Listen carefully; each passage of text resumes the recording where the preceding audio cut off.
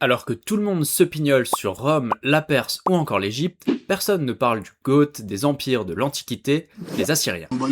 Dans cette vidéo, on va voir en quoi les Assyriens étaient des gigachats qui ont posé les bases organisationnelles de tous les futurs grands empires qui les succéderont, pourquoi sans eux la Bible n'aurait probablement jamais vu le jour, et on touchera deux mots sur le prophète Jérémie, le Cassandre de l'Ancien Testament. Mais Jérémie, franchement, mais qu'est-ce que tu fais là? C'est parti. Qui sont les Assyriens? L'Assyrie naît dans le nord de la Mésopotamie, sur les rives du Tigre, autour de la ville d'Assour. Au départ, il ne s'agit que d'un royaume parmi d'autres. Pendant des siècles, il alterne entre périodes de prospérité et de domination étrangère. Mais à partir du 9e siècle avant notre ère, les rois assyriens se jettent sur leurs voisins plus vite que les influenceuses body positive à l'IMC supérieur à 30 se sont jetées sur l'Ozempic. Autant vous dire que les conquêtes s'enchaînent jusqu'à ressembler à ça. On est donc face à une véritable machine impériale. Les Assyriens disposent d'une armée permanente, professionnelle, extrêmement bien organisée, ils utilisent massivement le fer pour leurs armes, développent des machines de siège sophistiquées et coordonnent cavalerie, archers et fantassins comme personne. Bref, aucune ville, aussi fortifiée soit-elle, ne leur résiste. Lourd, léger, professionnel. Mais leur force ne repose pas uniquement sur leurs soldats. Ils mettent en place une administration remarquablement efficace. L'empire est divisé en provinces gouvernées par des fonctionnaires nommés par le roi et directement responsables devant lui. Les routes sont entretenues et des relais permettent aux messagers royaux de parcourir rapidement le territoire. Les peuples vaincus doivent fournir des tribus, des soldats et parfois des artisans spécialisés. Et enfin, ils mettent en place des déportations et des recolonisations pour briser les résistances locales en mélangeant les cultures. Et les Assyriens sont également restés célèbres pour leur politique de terreur. Il ne faut pas avoir peur. Un véritable gouvernement par la peur. On connaît avec précision certains de leurs supplices infligés aux villes rebelles, et pour éviter que vous ne vomissiez derrière vos écrans, je ne vais pas les énumérer ici. Bref, cette violence servait de propagande. Le message est clair, résister à l'Empire est inutile. Après, pour relativiser un peu, les Assyriens ne sont ni les premiers ni les derniers à commettre des actes de barbarie dans l'histoire, et concernant ces histoires de déportation, ce n'étaient pas les seuls à utiliser ces méthodes dans la région, c'est surtout eux qui ont laissé le plus de sources. Akabi, Akaba, et voilà, il n'y a plus de questions, il n'y a plus de réponses, c'est pratique. Oh, ils s'embêtent pas, hein. Hop, ni vu ni connu, je t'embrouille, il n'y a plus de questions, il n'y a plus de réponses. Mais les Assyriens ne sont pas que des brutes, ils sont aussi capables de raffinement. Et leur politique culturelle n'a rien à envier à celle de la France du XXIe siècle, puisque malgré toute la violence dont ils sont capables, ils ne pousseront jamais le vice jusqu'à instaurer un système de raquettes généralisé dont l'objectif premier est de cracher sur ceux qui le financent. Sous le règne du roi Assurbanipal, l'empire est à son apogée. Ninive, la capitale d'alors, devient probablement la plus grande ville du monde. Elle possède des palais immenses, des temples et des jardins.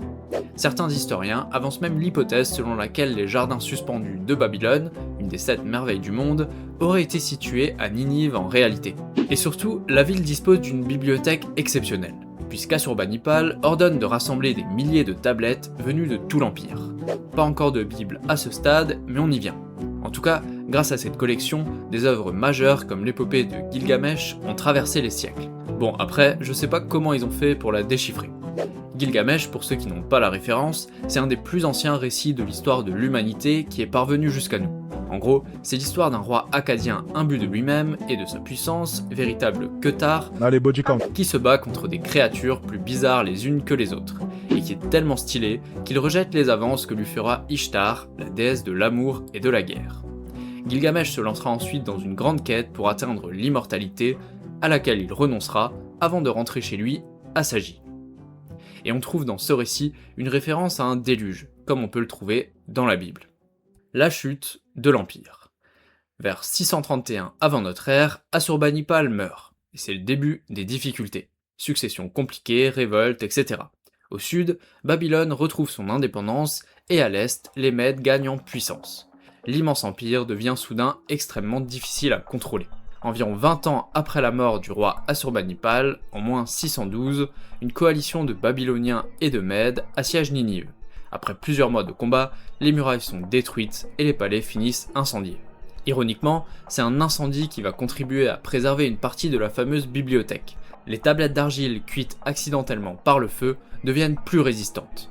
Comme quoi, en termes de conservation et de sécurité du patrimoine national, même un empire en train de s'effondrer et dont la capitale crame fait mieux que nous. Bref, si vous voulez plus de détails sur la chute des Assyriens, mais aussi sur l'organisation du pouvoir, leurs innovations, etc., je vous renvoie vers cette conférence. Et pour finir, avant d'entrer au cœur de notre sujet du jour, l'écriture de la Bible, juste un mot sur une bataille qui scelle définitivement le sort des Assyriens. La bataille de Carchemish en moins 605. L'Égypte du pharaon Néchao II lance une campagne militaire pour soutenir les Assyriens survivants. D'ailleurs, si les rapports entre Égypte et Assyriens vous intéressent, j'ai fait une vidéo sur le sujet, je vous en reparle à la fin de cet épisode. Bref, Carchemish, c'est l'échec de la tentative égyptienne d'empêcher Babylone de devenir le nouvel empire dominant. C'est un prince babylonien, avec un nom improbable, qui remporte la bataille. Sérieux, si vous faites un micro-trottoir et que vous demandez aux gens à quoi renvoie le mot de Nabuchodonosor, il y a plus de chances qu'ils commencent à vous parler du Jurassique que de l'Antiquité. Bref, alors que Babylone devient la nouvelle grande puissance du Proche-Orient, il y a un autre royaume, un petit royaume, qui tente lui aussi de tirer son épingle du jeu, celui de Juda. Josias est la rédaction de la Bible. À cette époque, c'est le roi Josias qui règne sur Juda. Ça fait plusieurs décennies que le royaume payait un tribut et était politiquement dépendant de Ninive. Mais alors que l'empire assyrien commence à s'effondrer, une opportunité historique apparaît. Josias, qui commence son règne vers 640 avant notre ère, entreprend d'importantes réformes et notamment la centralisation du culte à Jérusalem. Il supprime les sanctuaires locaux et affirme que seul le temple de Jérusalem doit être le centre de la religion.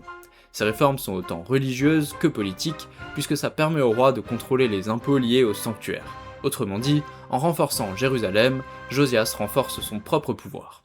Par ailleurs, il cherche à étendre son contrôle vers les anciens territoires du royaume d'Israël. Pour rappel, le royaume des Israélites avait été coupé en deux il y a plusieurs siècles. Au nord, le royaume d'Israël s'est fait complètement bolosser par les Assyriens en moins 722, tandis que le royaume de Juda, au sud, survit en tant que royaume vassal. Je ne reviens pas sur les pourquoi du comment, pour ce sujet aussi, j'ai déjà fait une vidéo, j'en reparle à la fin de l'épisode. Bref, c'est dans ce contexte que plusieurs chercheurs situent une étape majeure dans la rédaction de certains textes de ce qui deviendra l'Ancien Testament. Émerge alors l'hypothèse dite deutéronomiste, qui est une hypothèse largement discutée par les historiens et les spécialistes de la Bible, mais qui n'en demeure pas moins l'une des plus influentes. C'est l'hypothèse selon laquelle une partie importante des livres du Deutéronome, de Josué, des Juges, de Samuel et des Rois ont été profondément remaniés sous Josias.